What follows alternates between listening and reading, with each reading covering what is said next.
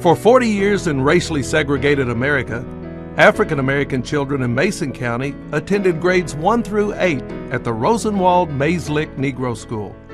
It was never impressed upon me that I was going to a segregated school.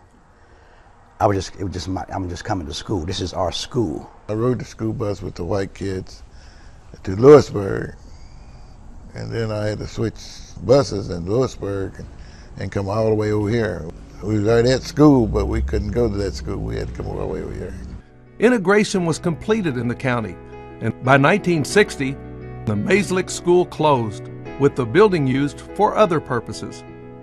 Decades later, when the school building was given back to the care of the community, fundraising and restoration efforts began.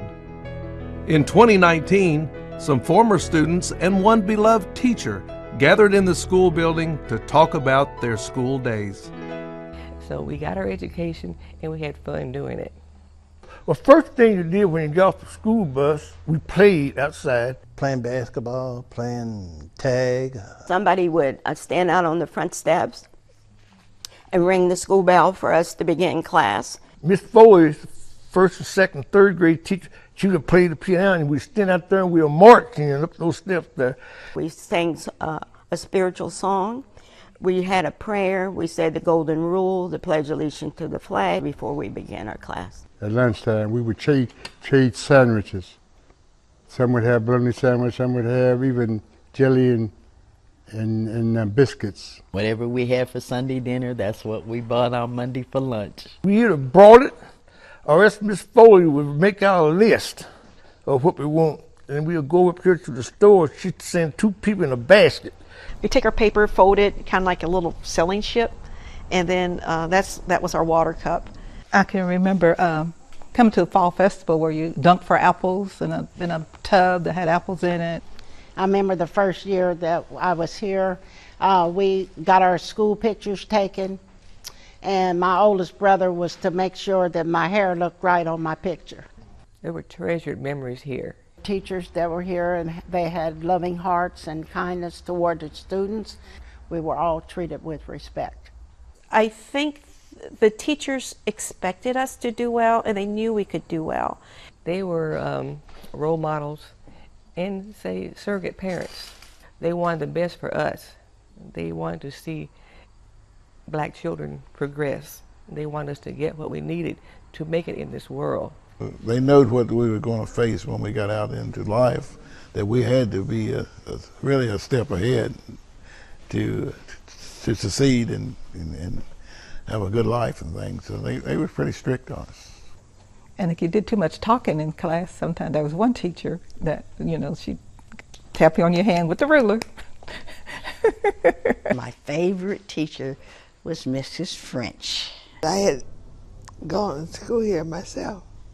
She instilled that will to do better and to learn, and I just loved her. We knew there were things we did not have. We knew the white school had central heat, running water, inside bathrooms, just the way it was. Never saw a new book. Didn't know what it was.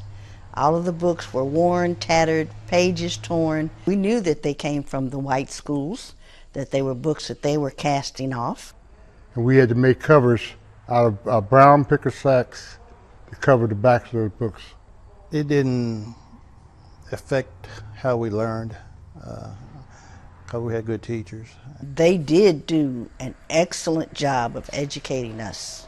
When we integrated, we were on par with everyone else because of what our teachers did. As you look back upon it, you realize that how valuable it was to you. They gave you that start, gave you that foundation. As a Rosenwald school, the school in Mayslick was a part of one of the most significant initiatives in the history of American public education. In the first decades of the 20th century, a partnership between Booker T. Washington of Tuskegee Institute and Julius Rosenwald, part owner and president of Sears and Roebuck, helped communities fund and build more than 4,000 schools for African American children in southern states. There were 158 Rosenwald schools in 64 Kentucky counties. Not many remain standing today. Being a Rosenwald school helped us tremendously in getting this on a national register. No one really realized the significance of this being a Rosenwald school or what it meant to be a Rosenwald school until after it closed. The typical agreement in a Rosenwald school in the community is that Rosenwald would contribute so much and the community had to contribute so much, as well as the Negro population. And when you compare it to the other Rosenwald schools that were built, hardly anybody put as much money into their schools as our African American community did into this school. And these were people that were poor, and so what they gave meant a lot.